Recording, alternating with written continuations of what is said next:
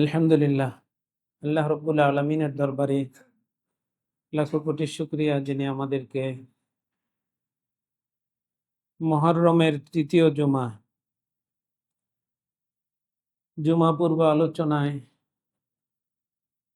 আগে আগে আসার বসার তৌফিক দিয়েছেন। এই জন্য শুক্রিয়া আদায় করে বলি আলহামদুলিল্লাহ।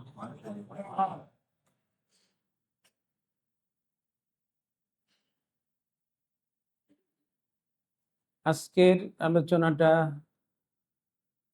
আমরা সুনির্দিষ্ট একটা বিষয় নিয়ে করব, সেটা হলো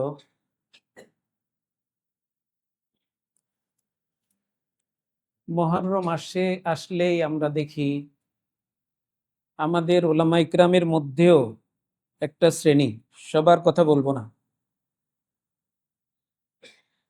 10ই মুহররমের আলোচনা মানেই কারবালার আলোচনা।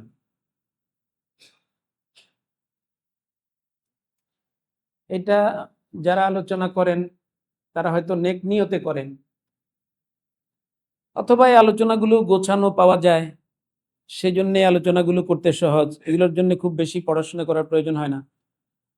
অনেকে আছে ব্যাস জুমার আলোচনা, রেডিমেড আলোচনা আছে, আলোচনা করে ফেলে। কিন্তু এই আলোচনাটা দ্বারা সমাজে কি প্রভাব, কি খারাপ প্রতিক্রিয়া সৃষ্টি হয়,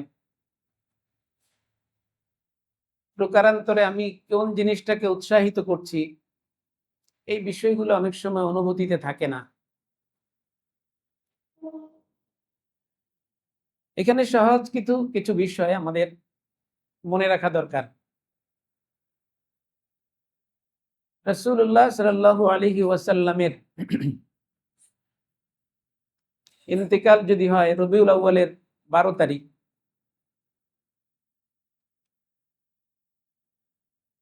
এটা ছিল 11 হিজরি, তাহলে 10ম হিজরির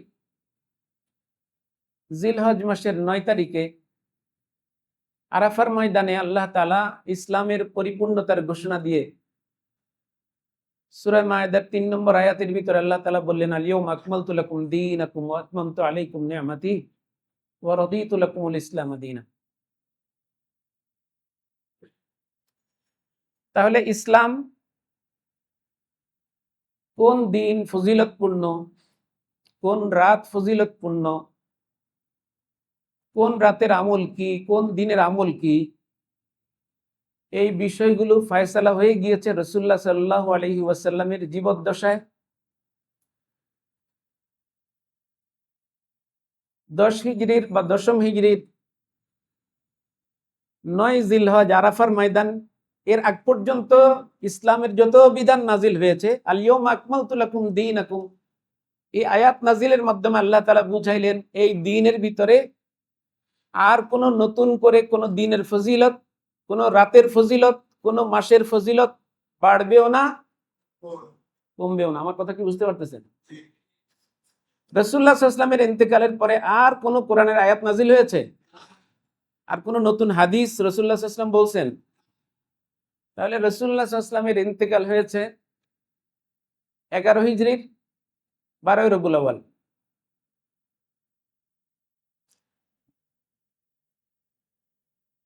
এই আয়াতটা ইসলামের পূর্ণতা ঘোষণা করে আয়াত নাজিল হয়েছে 9 জিলহজ 10ম হিজরি আরাফার ময়দানে, আল-ইয়াউমা আকমালতু লাকুম দীনাকুম ওয়া আতমামতু আলাইকুম নি'মাতি। আজ আমি তোমাদের জন্য, রাসূলুল্লাহ সাল্লাল্লাহু আলাইহি ওয়াসাল্লাম লম্বা বক্তৃতা দিয়েছেন, সেখানে ওর একটা অংশ ওই সময় আল্লাহ তাআলা আয়াত নাজিল করলেন, আল-ইয়াউমা আকমালতু লাকুম দীনাকুম, আজকে আপনাদের জন্য দ্বীনকে পূর্ণতা দেওয়া হলো। আদম আলাইহিস সালাতু ওয়াস সালাম থেকে শুরু করে যেই দ্বীনের সূচনা হয়েছে, সোয়া লক্ষ নবী যেই দ্বীনের দাওয়াত দিয়েছে, ওই দ্বীন আপনার হাতে আপনার সাহাবীদের মাধ্যমে পূর্ণতা লাভ করলো। এটা উম্মতে মুহাম্মাদীর শ্রেষ্ঠত্ব, উম্মতে মুহাম্মাদীর ফজিলত। এই আয়াত প্রসঙ্গে রাসূলুল্লাহ সাল্লাল্লাহু আলাইহি ওয়াসাল্লাম বলছেন যে আনা খাতামুন নাবিয়্যিন লা নাবিয়্যা বা'দি, আমি শেষ নবী, আমার পরে কোনো নবী আসবে না। ওয়ালা উম্মাতা বা'দাকুম, এবং তোমরা সর্বশেষ উম্মত, তোমাদের পর আর কোনো নবীর নতুন উম্মত আসবে না।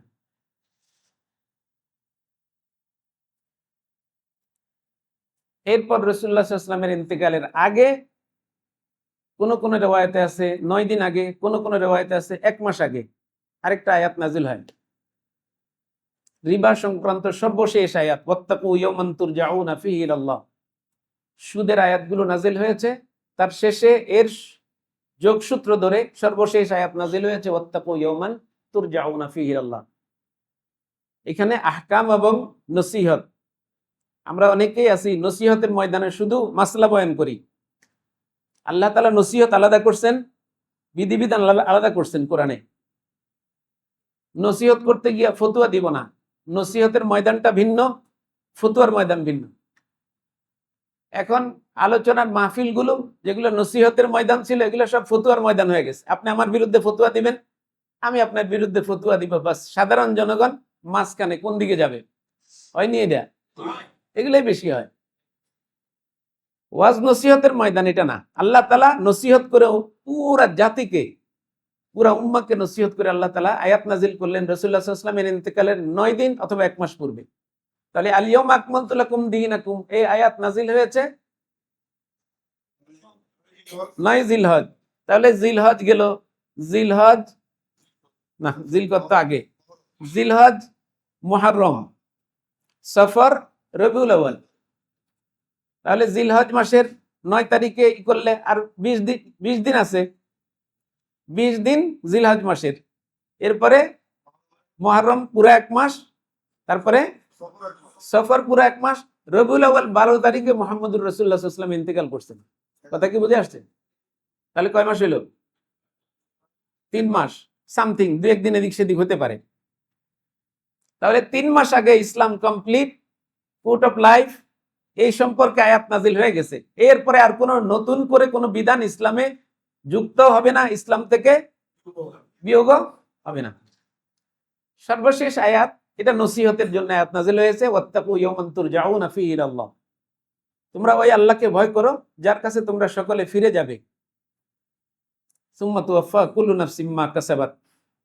এরপর তোমরা যা যা করেছো তোমাদের সমস্ত কর্মের ফল তোমাদের হাতে দেয়া হবে, পরিপূর্ণভাবে বুঝিয়ে দেওয়া হবে। ওয়াহুম লা ইউযলামুন, এই ক্ষেত্রে আল্লাহ তাআলা বিন্দু মাত্র তোমাদের প্রতি জুলুম করবেন না। সর্বশেষ আয়াত। তাহলে বিধান সংক্রান্ত সর্বশেষ আয়াত আরাফার ময়দানে নাজিল হইল। আর নসিহত সংক্রান্ত একবারে কোরআনের সব আয়াতের সর্বশেষ আয়াত নাজিল হইল রাসূলুল্লাহ সাল্লাল্লাহু আলাইহি ওয়াসাল্লামের ইন্তেকালের 9 দিন অথবা 1 মাস আগে। রাসূলুল্লাহ সাল্লাল্লাহু আলাইহি ওয়াসাল্লাম 11 হিজরির 12 রবিউল আউয়াল দুনিয়া থেকে চলে গেছেন। হুসেন রাদিয়াল্লাহু তাআলা আনহু কারবালা ঘটেছে কবে? 61 হিজরি। 61 হিজরির 10ই মুহররম হুসেন রাদিয়াল্লাহু তাআলা আনহু কারবালায় শহীদ হয়েছেন। আল্লাহ রাসূল সাল্লাল্লাহু আলাইহি ওয়াসাল্লামের ইন্তেকাল থেকে হুসেন রাদিয়াল্লাহু তাআলা আনহুর শাহাদাত কত বছরের পার্থক্য? 50 বছর। তাহলে 50 বছর পর হযরত হুসেন রাদিয়াল্লাহু তাআলা আনহু কারবালার ময়দানে শাহাদাত বরণ করছেন। এটা জাতির জন্য, উম্মার জন্য একটা বেদনাদায়ক দিন, এতে কোনো সন্দেহ নাই। কিন্তু এটাকে পুঁজি করে ইসলামের ভিতরে নতুন দিনের ফজিলত, ওই কারবালার ময়দানের রাসূলুল্লাহ সাল্লাল্লাহু আলাইহি ওয়াসাল্লামের দৌহিত্র হযরত হুসাইন রাদিয়াল্লাহু তাআলার ইন্তেকালের কারণে এটা আলোচনার বিষয় হবে। এই ফজিলত সব কিছুই কারবালা কেন্দ্রিক আলোচনা হবে, এটা জায়েজ আছে নাকি? না। এক। 2 নম্বর বিষয় হলো, শোক প্রকাশ করা হয় শিয়াদের পক্ষ থেকে। আমাদের সুন্নি আহলে সুন্নাহ ওয়াল জামার দাবিদার যারা, আমরাও অনেকে তামাশা দেখতে যাই অথবা এমনি তাদের সাথে শোক মিছিলে যুক্ত হই। মনে করি না এটা একটা আমাদের দেশের সংস্কৃতি, সরকার এটাকে বন্ধ তো করেই না, বরং উৎসাহিত করে। তাজিয়া মিছিল বের হবে, হিন্দুদের পূজাকে যেমন সরকার প্রোটেকশন দেয়, তাজিয়া মিছিলকেও সরকার পুলিশ টুলিশ দিয়ে প্রোটেকশন দেয় না। এটাও একটা শিয়াদের একটা ধর্মীয় প্রোগ্রাম। দেখেন, মানে ইসলামের বিধিবিধানকে লঙ্ঘন করে, কোরআনের বিধানকে লঙ্ঘন করে, কোরআনের বিধানের ভিতরে বিকৃতি, ইসলামের ভিতরে বিকৃতি সাধন করার জন্য যত দল এই দেশে কাজ করে, সমস্ত দলগুলোকে সরকার প্রোটেকশন দেয়, সরকারের সহযোগিতা করে। আমি গত সপ্তাহে বলেছিলাম, এদেশে যত অন্যায় হয় রাষ্ট্রীয়ভাবে, সামাজিকভাবে, এই অন্যায়গুলোকে সম্পূর্ণ সাপোর্ট সরকার দেয়। হ্যাঁ, তাজিয়া মিছিল হচ্ছে, এখানে শিরিক হচ্ছে, মুসলমানদের বাচ্চাদের ঈমান হরণ করা হচ্ছে, সরকার এই তাজিয়া মিছিলকে সাপোর্ট দেয় এবং পুলিশি প্রোটেকশন দেয়। হোক, এটা হইতে পারে। সরকার যদি ইসলামী সরকার হইতো, সরকার যদি ইসলামকে ভালোবাসতো, কোনোদিন সরকার এই কাজ করতে পারতো না।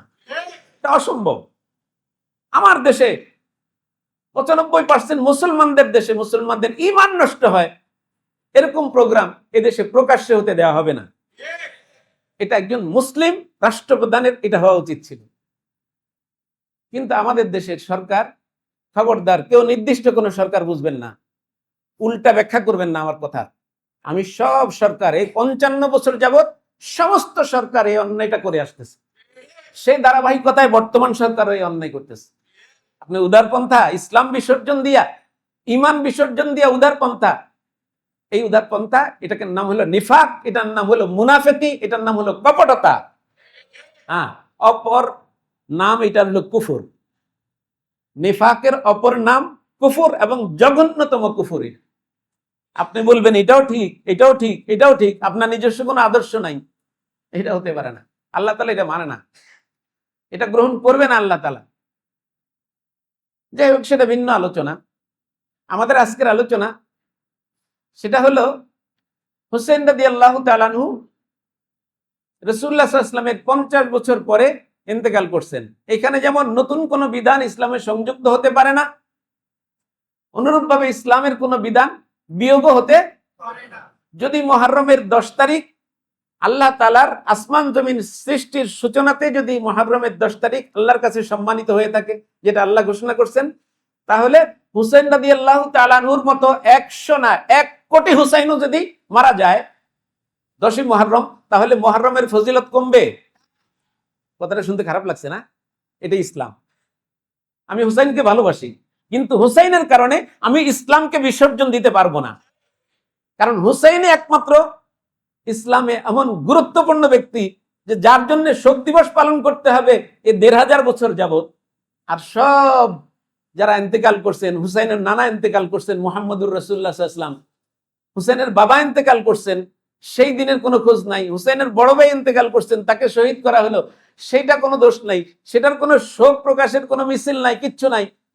হযরতে ওসমান গনি রাদিয়াল্লাহু তাআলা আনহু, হযরতে ওমর ফারুক রাদিয়াল্লাহু তাআলা নির্মম ভাবে শহীদ হয়েছেন জায়নামাজে, এই ইহুদিরা করছে। ওসমান রাদিয়াল্লাহু তাআলা আনহুকে যে শহীদ করে আবু লুলু, সে ওই যে পারস্যের হরমুজের ইন্দোনেশিয়া, তার সহযোগিতা এটা করছে। হুসাইন রাদিয়াল্লাহু তাআলা, হযরতে ওমর ফারুক রাদিয়াল্লাহু তাআলা আনহু তাকে একসময় বন্দীও করছেন। এখন ওমর রাদিয়াল্লাহু তাআলা আনহুর মৃত্যু দিবসকে শোক দিবস কেন পালন করবে না? ওই যে শিয়াদের, পারস্য সম্রাটদের একটা ক্ষোভ ছিল। আমি সবসময় আপনাদেরকে একটা কথা বলি, ইতিহাসের নিজস্ব কোনো ভাষা নাই। ইতিহাস সবসময় যখন ঘটনা ঘটে, তার পরবর্তী যে সরকার ইতিহাস লেখে, ওই সরকারের কলমে ইতিহাস কথা বলে। বুঝলেন এই কথা? বাংলাদেশের ইতিহাসের কোন না, কার হাত ধরে এদেশ স্বাধীন হয়েছে, এটা নিয়ে বিতর্ক আছে না নাই?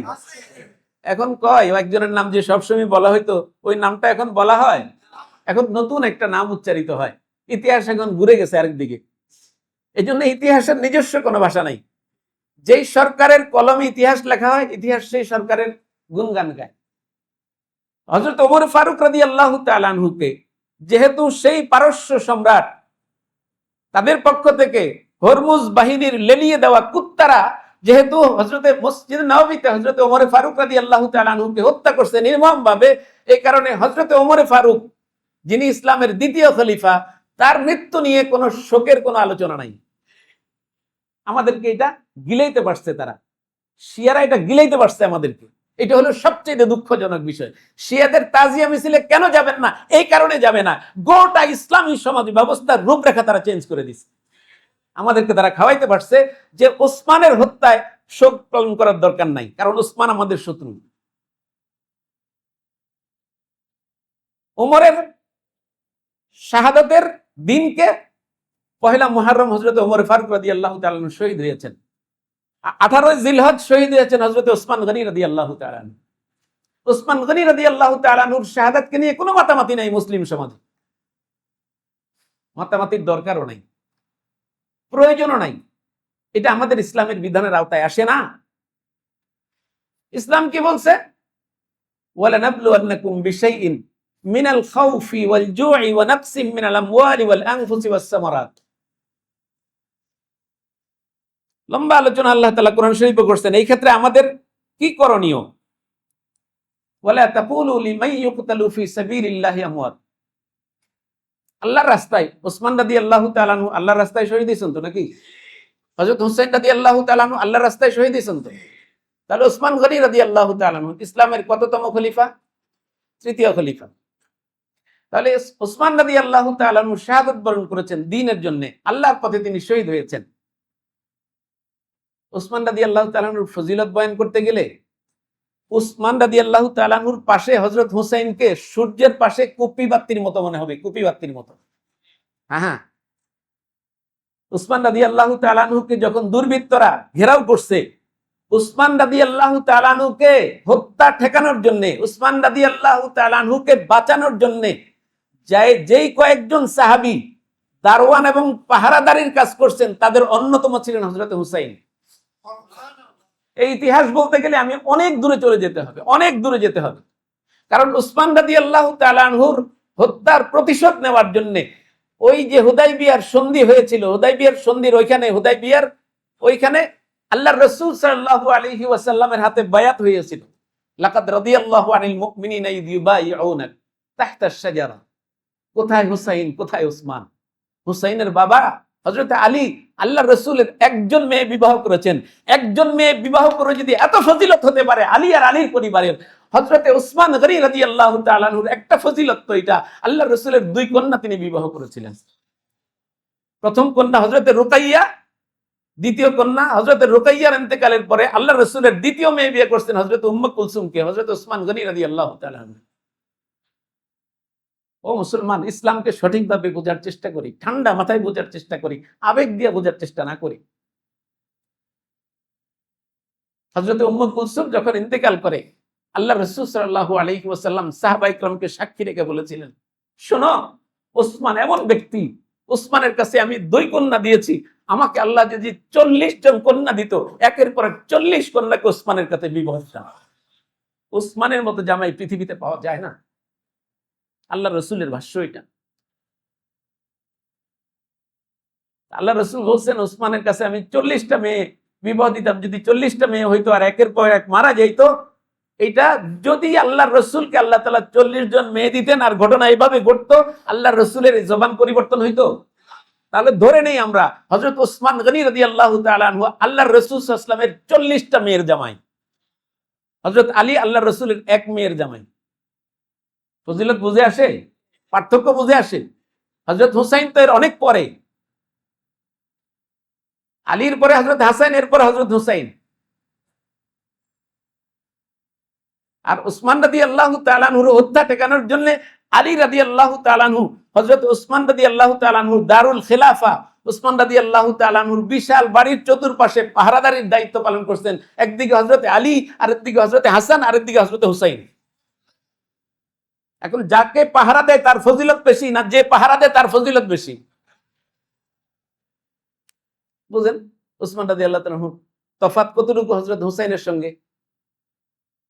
হযরত উসমান গনি রাদিয়াল্লাহু তাআলা আনহু ওই যে হুদাইবিয়ার 6ষ্ঠ হিজরিতে রাসূলুল্লাহ সাল্লাল্লাহু আলাইহি ওয়াসাল্লাম উমরা করার জন্য যখন গিয়েছেন, হুদাইবিয়া নামক জায়গায় মক্কা থেকে 5 কিলো দূরে অবস্থান করছেন।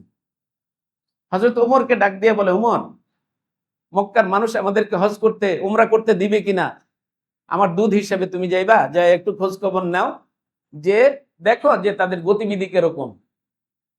হযরত ওমরকে বলেন কে? মুহাম্মদুর রাসূলুল্লাহ সাল্লাল্লাহু আলাইহি ওয়াসাল্লাম। হযরত ওমর ফারুক রাদিয়াল্লাহু তাআলা আনহু বলেন, ইয়া রাসূলুল্লাহ, আমার তো শত্রু বেশি মক্কায়। এর অর্থ এই নয় যে আমাকে মেরে ফেলবে, আমি যাব না, মাকসাদ এটা না। মাকসাদ হলো আমার শত্রু বেশি, এই কারণে আমি তাদের ভেতরে প্রবেশ করতে পারবো না। যেই খবর আপনি জানতে চাচ্ছেন এই খবর নেওয়া আমার পক্ষে সম্ভব না, কারণ আমি চিহ্নিত শত্রু তাদের।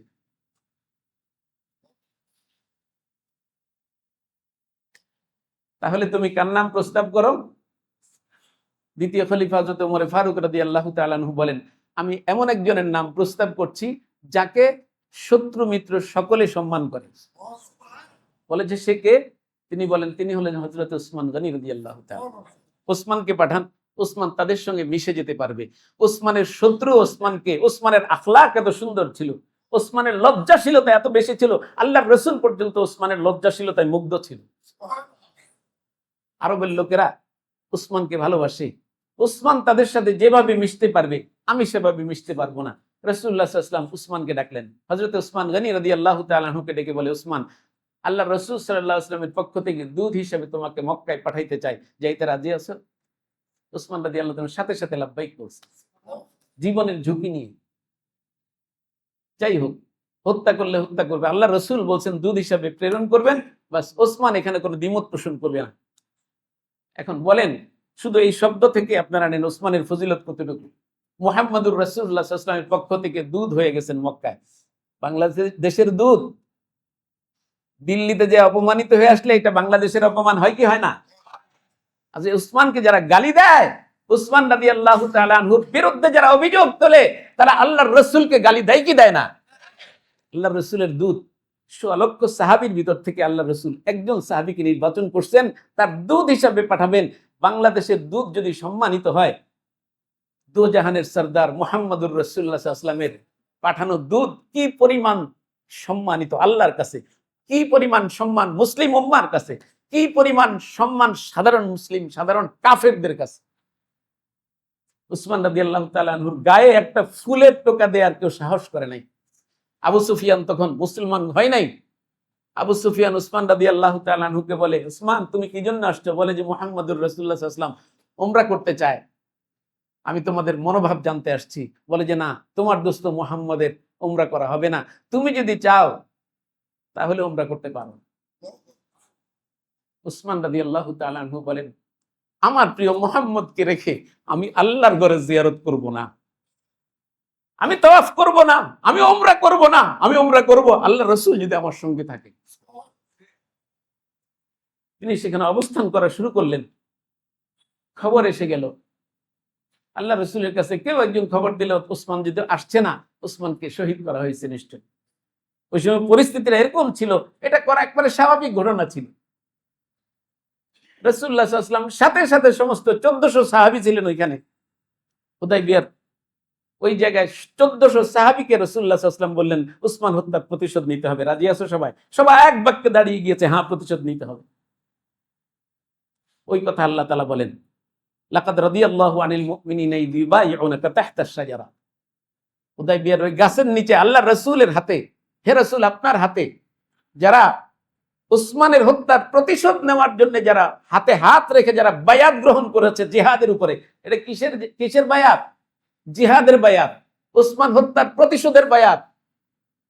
সেই বায়াতে হযরত আলীও ছিলেন, সেই বায়াতে হযরত আবু বকর ছিলেন, সেই বায়াতে হযরত ওমর ফারুক রাদিয়াল্লাহু তাআলা আনহু ছিলেন। বায়াত কিসের উপরে?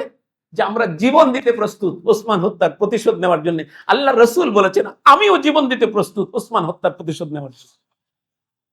তাহলে ওসমানের জন্য শাহাদাত বরণ করতে প্রস্তুত মুহাম্মদুর রাসূলুল্লাহ সাল্লাল্লাহু আলাইহি ওয়াসাল্লাম, ওসমানের জন্য শাহাদাত বরণ করতে প্রস্তুত আবু বকর সিদ্দিক রাদিয়াল্লাহু তাআলা আনহু, ওসমানের জন্য শাহাদাত বরণ করতে প্রস্তুত হযরতে ওমর রাদিয়াল্লাহু তাআলা আনহু।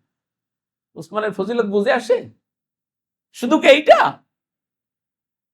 কিছুক্ষণ পরে খবর আসে, কয়েকদিন পরে খবর আসে উসমান রাদিয়াল্লাহু তাআলা আনহুকে শহীদ করা হয় নাই, তিনি বেঁচে আছেন এখনো। হযরতে মুহাম্মদুর রাসূলুল্লাহ সাল্লাল্লাহু আলাইহি ওয়াসাল্লাম বায়াত করা বন্ধ করে দিয়েছেন। আল্লাহ কয় বায়াত করা বন্ধ করো না, হে আমার হাবিব, বায়াত করা বায়াত চলতে থাকবে। আমি ওয়াদ দিলাম নতুন করে আপনাদের হাতের উপরে, ইয়াদুল্লাহি ফাওকা আইদিহিম, উসমান হত্যার প্রতিশোধে আমি আল্লাহ তোমাদের সঙ্গে আছি। তামাশা এটা? কোরআন পড়েন, কোরআন আপনাকে বলবে সাহাবীদের ইতিহাস, কোরআন আপনাকে বলবে সাহাবীদের ফজিলত, কোরআন আপনাকে বলবে সাহাবীদের মর্যাদা কোথায়। কোরআন হারিয়ে যায় না আমাদের কাছ থেকে। এখন আমাদের কাছে এখনো কোরআন আছে, যে আমরা শিয়াদের বই পড়ে পড়ে 10ই মুহররমের ফজিলত এটা পড়বো আর ওয়াজ করব। ওইটা আমাদের সময় নেই। কোরআনের ফজিলত বয়ান করে তো আপনি শেষ করতে পারবেন না। কোরআন না পড়লে তো আপনি পাবেন না। আপনি বিষাদ সিন্ধু খুঁজবেন 10ই মুহররমের আলোচনা করার জন্য, আপনার কাছে দেওয়া অবস্থা হবে। আপনি সব ফজিলত দেখবেন হযরত হুসাইন রাদিয়াল্লাহু তাআলা আনহু, সব ফজিলত হযরত হুসাইন রাদিয়াল্লাহু তাআলা আনহু। সেখানে জঙ্গে জামালে হযরত আয়েশার সঙ্গে যারা গেছেন, হযরত তালহা, হযরত জুবায়ের, এই সমস্ত যাদেরকে জান্নাতের সুসংবাদ দিয়েছেন আল্লাহ তাআলা, সমস্ত সাহাবীরা সেই বায়াতে ছিলেন। আল্লাহ কেন হাত দিলেন? আল্লাহ তো জানেন উসমান রাদিয়াল্লাহু তাআলা আনহুকে শহীদ করা হয় নাই। রাসূলুল্লাহ সাল্লাল্লাহু আলাইহি ওয়াসাল্লামকে আল্লাহ তাআলা বললেন যে আজকে হয়তো উসমান শহীদ হয় নাই, কিন্তু এটা অলৌকিকভাবে উসমান হত্যার প্রতিশোধের জন্য যে বায়াত হয়ে গেছে, উসমান একদিন মজলুম অবস্থায় শহীদ হবে। ওই দিন প্রতিশোধ নিতে হবে উসমান হত্যার। এই জন্য আমি আল্লাহ হাত দিলাম, ইয়াদুল্লাহি ফাওকা আইদিহিম। তাহলে লাকাদ রাদিয়াল্লাহু আনিল মুমিনিনা, আরেকটা কোরআন থেকে আরেকটা মাসলা বের করেন। আল্লাহ কি বলেন? লাকাদ রাদিয়াল্লাহু আনিল মুমিনিনা ইয ইউবাইউনাক। যখন উসমান হত্যার প্রতিশোধের জন্য হুদাইবিয়ায় আপনার হাতে 1400 সাহাবী যখন বায়াত গ্রহণ করতেছে, সেই মুহূর্তে সেই দৃশ্য দেখে এই 1400 সাহাবী সকলের উপর আমি আল্লাহ রাজি হয়ে গেছি। আল্লাহ রাজি হইলে এরা জাহান্নামী? যার উপর আল্লাহ রাজি হয় সে জাহান্নামী হবে? তাহলে আল্লাহ তাআলা প্রকারান্তরে 1400 সাহাবীকে উসমান হত্যার প্রতিশোধ নেওয়ার সুবাদে 1400 সাহাবীকে জান্নাতের অগ্রিম সার্টিফিকেট দিয়েছেন।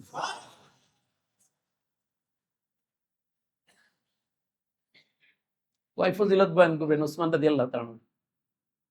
আল্লাহ রাসূলের 2 মেয়ের জামাতা। আল্লাহ রাসূল বলেন 40টা মেয়ে থাকলে 40 মেয়ে উসমানের কাছে দেয়া হইতো। আপনার আমার একজন মেয়ে বিয়া দেওয়ার জন্য ছেলের মহল্লা যে খোঁজ খবর নেইনি আমরা, ছেলে ভালো নেই, ঘুষখোর নেই, নাকি উপরি কত পায়? হ্যাঁ, 2 শ্রেণীর মানুষই তো আছে। চাকরির বেতন কত পায়? 40-50 হাজার পায়। উপরি পায় কত? আরো লাখখানিক টাকা।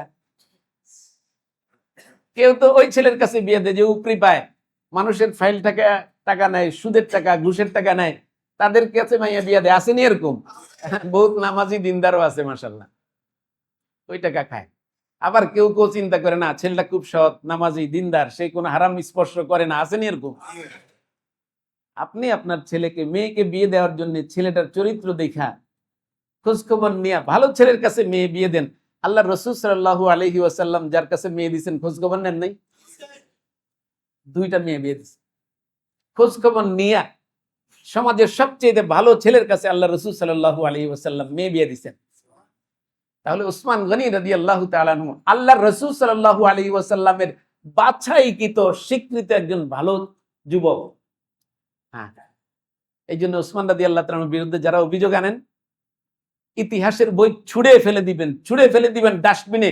যদি কোনো ইতিহাস বেত্তা, যদি কোনো ঐতিহাসিক উসমান রাদিয়াল্লাহু তাআলা আনহুর চরিত্রে কলঙ্ক লেপন করে, আল্লাহর রাসূলের এই ভাষার ভিত্তিতে আপনি ওটা ছুঁড়ে ফেলে দিবেন ডাস্টবিনে।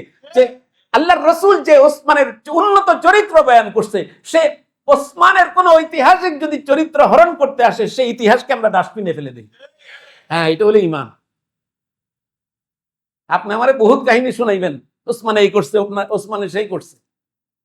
হযরতে ওমর ফারুক রাদিয়াল্লাহু তাআলা আনহুর ছেলে, বুখারী শরীফের মধ্যে আব্দুল্লাহ ইবনে ওমরের ঘটনা আসছে। হযরত আব্দুল্লাহ ইবনে জুবাইরের সাথে যখন হাজ্জাজ ইবনে ইউসুফের দ্বন্দ্ব চলে, তখন আব্দুল্লাহ ইবনে ওমর চুপচাপ, কোনো পক্ষে নাই। বুখারীতে হাদিস এটা আনছে, লম্বা হাদিস। ফাতিলুহুম হাত্তা লা তাকুনা ফিতনা ওয়া ইয়াকুনা আদ-দীনু লিল্লাহ। এই আয়াতের তাফসীরে ইমাম বুখারী আনছে যে 2 জন ব্যক্তি এসে হযরত আব্দুল্লাহ ইবনে ওমরকে বলে, এই মিয়া, আপনি ওমরের ছেলে, বীর বাহাদুর সাহসী ব্যক্তি আপনার বাবা, আপনি সে ওমরের ছেলে, আপনি রাসূলুল্লাহ সাল্লাল্লাহু আলাইহি ওয়াসাল্লামের সাহাবী, এই যে মুসলমানদের 2 পক্ষ যে মারামারি করতেছে, আপনার কোনো কাম নাই, চুপচাপ বসে রইছেন। কোন রিওয়ায়াতে আসছে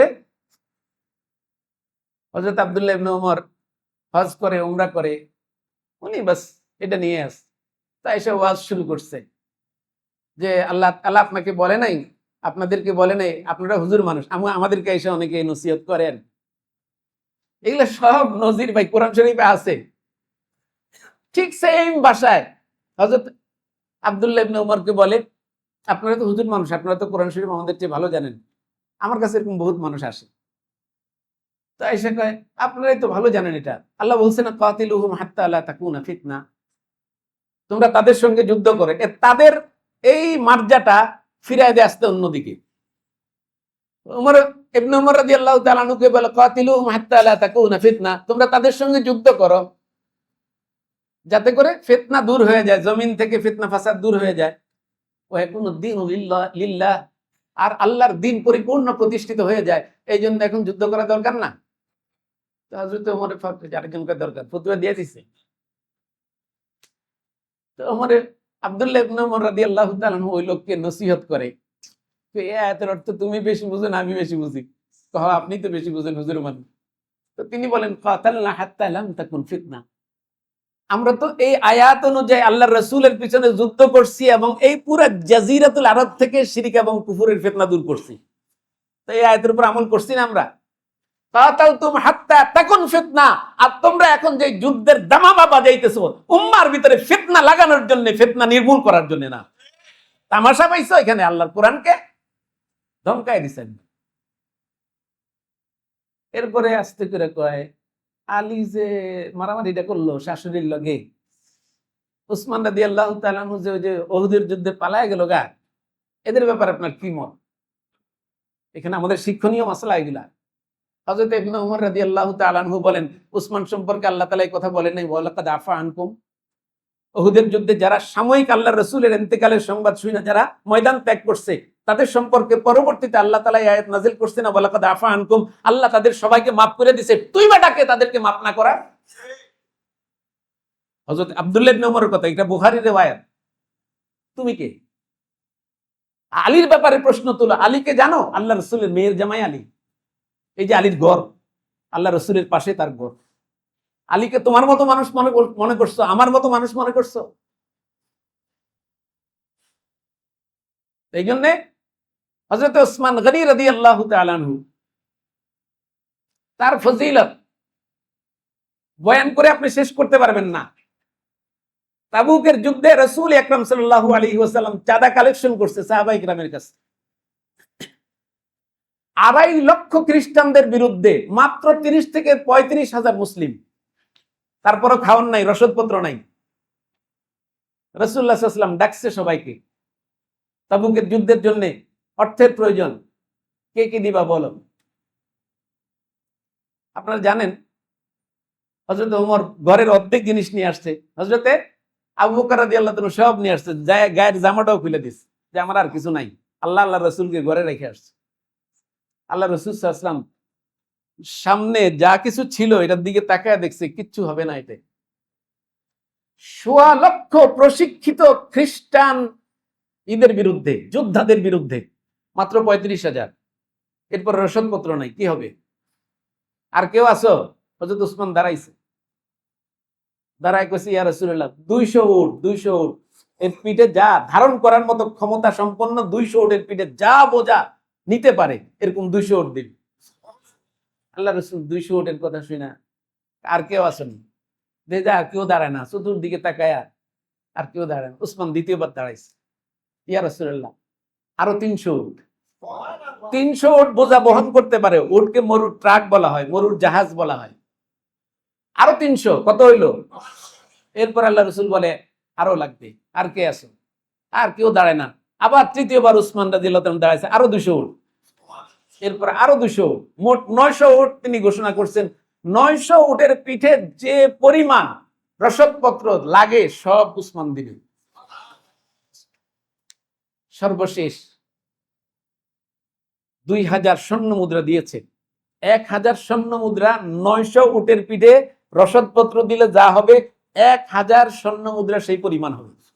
এরকম 2000 স্বর্ণ মুদ্রা দিয়েছেন উসমান গনি রাদিয়াল্লাহু তাআলা। তিনি হযরত উসমান গনি রাদিয়াল্লাহু তাআলা, তাকে যখন মদিনায় শহীদ করা হয় দুর্বৃত্তরা তখন ঘিরে ফেলে তাকে।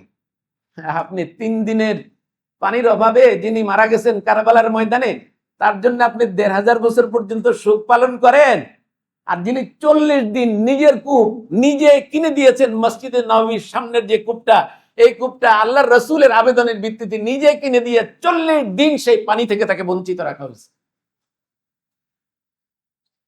এখন বলেন 3 দিনে পানির অভাবে যে মারা গেছে তার মূল্য বেশি আল্লাহর কাছে, নাকি 40 দিন যার কেনা, নিজের পয়সায় কেনা মসজিদে নববীর সামনের যে কূপ, সেই পানি থেকে যাকে বঞ্চিত রাখছে তার ফজিলত বেশি?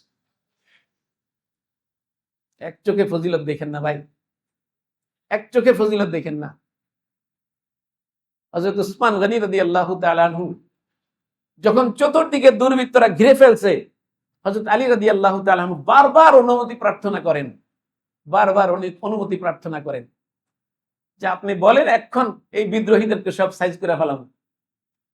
হযরত উসমান গনি রাদিয়াল্লাহু তাআলা আনহু বলে, আলী চুপ থাকো, আপনারা বলবেন এটা কাপুরুষতা, না না, আল্লাহ রাসূল সাল্লাল্লাহু আলাইহি ওয়াসাল্লামের পুরা জিন্দেগি উসমানের মাথায় আছে, উসমান এই জন্যই তো আলীর আগে খলিফা হয়েছে।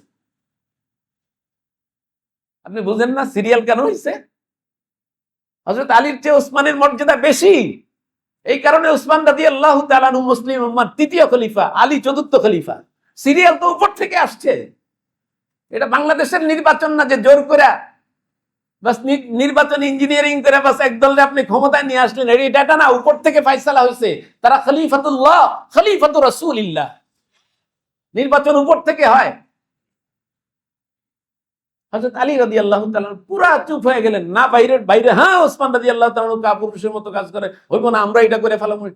এই যে মানার মাদ্দা, এই যে ওসমান রাদিয়াল্লাহু তাআলার ইতাআত, ওসমান রাদিয়াল্লাহু তাআলার আনুগত্য, পরে জানতে পারছেন ওসমান রাদিয়াল্লাহু কেন যুদ্ধ শুরু করেন নাই। ওসমান রাদিয়াল্লাহু তাআলা আনহু রাসূলুল্লাহ সাল্লাল্লাহু আলাইহি ওয়াসাল্লামের কাছ থেকে বহুবার শুনছে, এই উম্মতের ভিতরে একবার যদি তরবারি কোষ মুক্ত হয়, কিয়ামত পর্যন্ত এই তরবারি আর কোষে প্রবেশ করবে না, মারামারি চলতে থাকবে। হযরত ওসমান চাইছে রাসূলুল্লাহ সাল্লাল্লাহু আলাইহি ওয়াসাল্লামের এই ভবিষ্যৎবাণীর সূচনা আমাকে দিয়ে না হোক, আমি মুসলিম উম্মার বিরুদ্ধে তরবারি প্রথম খুলবো, এটা হতে পারে না। জান্নাতের সুসংবাদপ্রাপ্ত সাহাবী এই কাজ করতে পারে না, আল্লাহ রাসূলের 40 জন মেয়ের জামাতা হওয়ার যোগ্য যে সে কাজ করতে পারে না। যারা এখানে হত্যা চালাইবে, রক্তপাত ঘটাবে, তারা সে দায়িত্ব নেবে। আল্লাহ রাসূল এখানে শুয়ে আছেন, আমি এখানে রক্তপাত ঘটানোর সূচনা করব, এটা আমার পক্ষে হবে না। আমাকে মেরে ফেলুক, মেরে ফেলুক আমার। ওসমান রাদিয়াল্লাহু তাআলা আনহুর জন্য পানি আনতে গেছেন, 20 দিন পরে আলী রাদিয়াল্লাহু তাআলা আনহু মোশকে কইরা দুর্বৃত্তরা দূর থেকে তীর মেরে সমস্ত পানি ফেলে দেওয়া হয়েছে। হযরত ওসমান গনি রাদিয়াল্লাহু তাআলার কাছে আলী রাদিয়াল্লাহু তাআলা দিয়া বলে, খলিফাতুল মুসলিমিন, আমি চেষ্টা করেছিলাম আপনার জন্য পানি আনতে, কিন্তু পারি নাই, সব পানি পড়ে গেছে। নিজের কূপ, এখন আপনি মসজিদে নববীর দলিলগুলো আপনি এখনো খুলে দেখেন। মসজিদ নববী ছোট্ট ছিল, এই বিশাল মসজিদ নববী সম্প্রসারণের জন্য যিনি জমিনদাতা, ওই জমিনদাতার দলিলের স্বাক্ষরের ভিতর ওসমান রাদিয়াল্লাহু তাআলার স্বাক্ষর পাবেন। হ্যাঁ, এখনো খুঁজলে পাবেন। কথা অনেক লম্বা হয়ে যাবে। এই জন্য সাহাবীদের মর্যাদা, উমরের মর্যাদা কেন সেই শিয়ারা দেয় না? শিয়ারা কেন হযরত ওমর রাদিয়াল্লাহু তাআলা আনহুর শাহাদাতের দিনকে পহেলা মুহররমকে শোকের দিন বললো না? আল্লাহ যেই দিনটাকে ফজিলতপূর্ণ বললেন, ফিহি ইয়াউমুন তাবাল্লাহু আলা কওমিন ওয়া ইয়াতুবু আলা কওমিন আখারিন। আল্লাহ বলল যে এই দিনটা হলো শোকের দিন না, মুরসিয়ার দিবস না, এই দিন হলো তওবার দিন, এই দিন হলো আল্লাহর দিকে রুজু হওয়ার দিন, আল্লাহর দিকে ফিরে আসার দিন। ওই দিনকে তোমরা শোকের দিন বানাইলা কেন? তোমরা তো 1 তারিখও বানাইতে পারতা। যেই দিন হযরত ওমর ফারুক রাদিয়াল্লাহু তাআলা আনহু ইন্তেকাল করছেন, সেই দিনকে তোমরা শোকের দিন বানাইতে পারতা। যেই দিনটা হযরত ওসমান গনি রাদিয়াল্লাহু তাআলা আনহু ইন্তেকাল করছেন, তাহলে আল্লাহর দ্বীনের সাথে তো সংঘর্ষ হইতো না। আল্লাহ তাআলা বলছেন শাহরুল্লাহিল মুহাররম, মুহাররম মাস আল্লাহর মাস, ফজিলতপূর্ণ মাস। এই আল্লাহর এই ফজিলতপূর্ণ মাসকে তোমরা শোকের মাস কেন বানাইলা? তোমরা ওসমান রাদিয়াল্লাহু তাআলা আনহুর হত্যা তো হয়েছে 18 জিলহজ, তোমরা সেই দিনকে তো শোকের দিবস পালন করতে পারতা। মুহররম মাসটা নির্বাচন করলে কেন? এখানে লম্বা ঘটনা। হযরতে হুসাইন রাদিয়াল্লাহু তাআলা আনহুর একজন স্ত্রী ছিল পারস্যের। পারস্যের লোকেরা নিজের ইতিহাস ঐতিহ্য সংরক্ষণের জন্য, যেহেতু হযরতে হুসাইন রাদিয়াল্লাহু তাআলা আনহুর স্ত্রীদের মধ্যে একজন ছিল পারস্যবাসী, ওই পারস্যদের নিজেদের স্ত্রী, নিজেদের কন্যা, নিজেদের মেয়ের জামাই যেদিন মারা গেছে, সেই দিনটা গোটা মুসলিম উম্মার উপরে শোক দিবস হিসেবে চাপায় দিছে। ইতিহাস খুলে দেখেন, আপনি আল বিদায়া ওয়ান নিহায়া পড়ে দেখেন, ইতিহাসের আরো গ্রন্থ দেখেন, উসমান হযরতে হুসাইন রাদিয়াল্লাহু তাআলা আনহুর কয়জন স্ত্রী। এই এক পেশে সিদ্ধান্ত এই শিয়ারা, এই কারণে এই দিনটাকে শোকের দিন হিসেবে মুসলিম উম্মার সাথে পেশ করলে আমরাও মাশাআল্লাহ এটা গ্রহণ করছি। আর মুহররমের 10 তারিখ আসলে আমরা ব্যাস মুহররমের 10 তারিখের আলোচনায় মালিক কারবারের আলোচনা অধিকাংশ মসজিদগুলোতে, অধিকাংশ মসজিদগুলোতে। এখন হুজুরে যদি জিজ্ঞাসা করা হয়, যারা শোক পালন করে তাদের হয়তো হুজুর ভালো নিয়তে করেন, ওই যে বলছি। আরেকটা হলে রেডিমেড ওয়াজ তো তৈরি করা আছে, 12 চাঁদের খুতবা থেকে আলোচনা শুরু করে দেয়।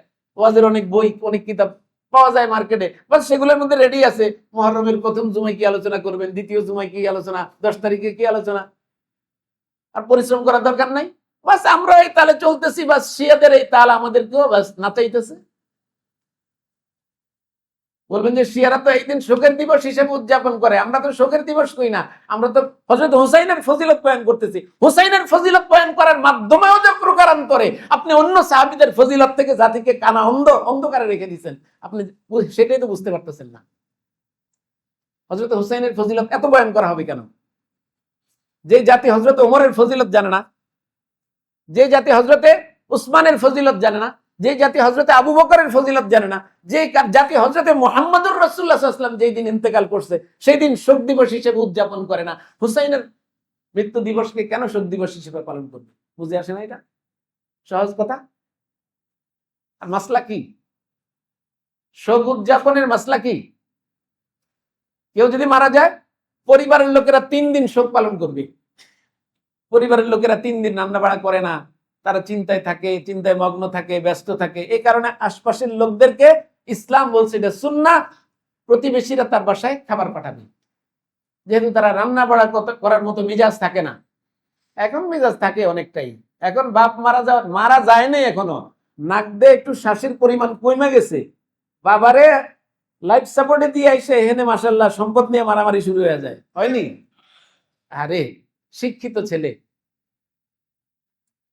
সুপ্রিম কোর্টের উকিল, বাবা মারা গেছে, এই বাবার সম্পত্তির পাহারাদার বাবা ছিল, ওই বাবা মৃত বাবার কাছ থেকে দলিলের ভিতরে সিগনেচার নিয়া, হাতের টিপ নিয়া নিজে এই জায়গার মালিক হইতেছে, ভাই বোন আত্মীয় স্বজনকে ঠকাইয়া। হয়নি এটা?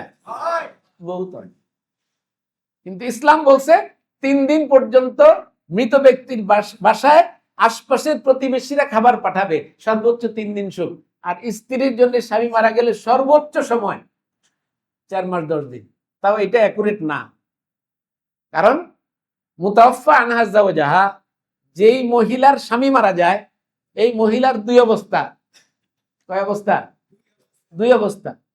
যে মহিলার স্বামী মারা গেছে, এই মহিলা যদি অন্তঃসত্ত্বা হয়, স্বামী যে সময় মারা গেছে সেই সময় তার পেটে বাচ্চা আছে, তাহলে এখানে ফতুয়া হইল সন্তান প্রসবই হলো তার মুদ্দত, তার ইদ্দত।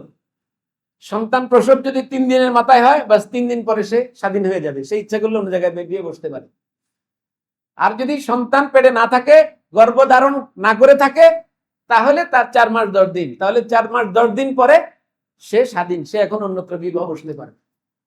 তো সর্বোচ্চ যেটা, এটাও যদি আপনি ধরেন, তাহলে স্বামী মারা গেলে স্ত্রীর জন্য শোক পালনের বিধান হলো সর্বোচ্চ কত?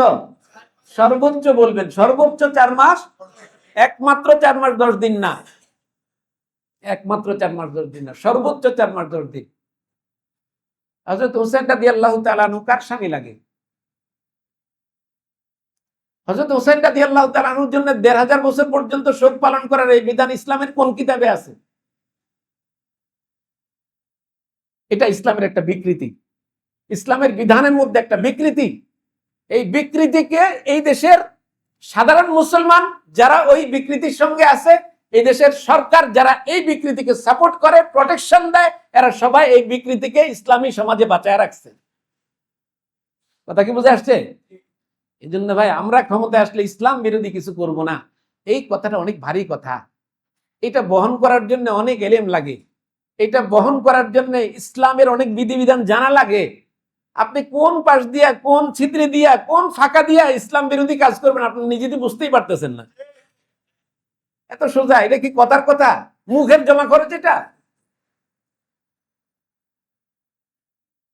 এই জন্য ভাই এই সমস্ত বিষয়গুলো মাথায় রাখতে হবে আমাদেরকে, আমাদের সন্তানদেরকে আমরা এদের ওই অপসংস্কৃতি, মুহররম মাসের মতো একটা পবিত্র মাসে ইসলামকে বিকৃত অবস্থায় উপস্থাপন করতেছে, তাদের সংস্কৃতির সাথে যুক্ত হওয়া, তাদের মিছিলে যুক্ত হওয়া। আর শিরিক কুফুরের কথা তো আছে, তাজিয়া মিছিল করে, তাজিয়ার মধ্যে কবুতর দেয়, দুধ দেয়। আমি তো পুরান ঢাকায় বড় হয়েছে ভাই, পুরান ঢাকায় আমার প্রায় 20 বছর কবে অতিবাহিত হয়েছে। এগুলো তো সেখানে হয়, এগুলো তো শিরিক, সরাসরি এই শিরিক গুলো হচ্ছে। এই জন্য ভাই মুহররমের 10 তারিখ এটা ফজিলত কারবালার কারণে এক চুল পরিমাণ বাড়েও নাই। এটা হলো ইসলামের আকীদা। মুহররমের ফজিলত বলেন, মুহররমের ফজিলত কারবালার কারণে এক চুল পরিমাণ বাড়েও নাই, কমেও নাই, কিয়ামত পর্যন্ত বাড়বে না, কমবেও না। হ্যাঁ, ওই মুহররমের 10 তারিখে হযরত হুসাইন রাদিয়াল্লাহু তাআলা আনহু শহীদ হয়ে শাহাদাতের মর্যাদা বাড়ছে, শাহাদাতের মর্যাদা বাড়ছে। ওই আয়াতের তাফসীর আমি করলাম না, আল্লাহ যদি সুযোগ দেয় সামনে করবো। আল্লাহ তাআলা বুঝার আমল করার তৌফিক দান করুন। ওয়া মা আলাইনা ইল্লাল বালাগ। আসসালামু আলাইকুম ওয়া রাহমাতুল্লাহ।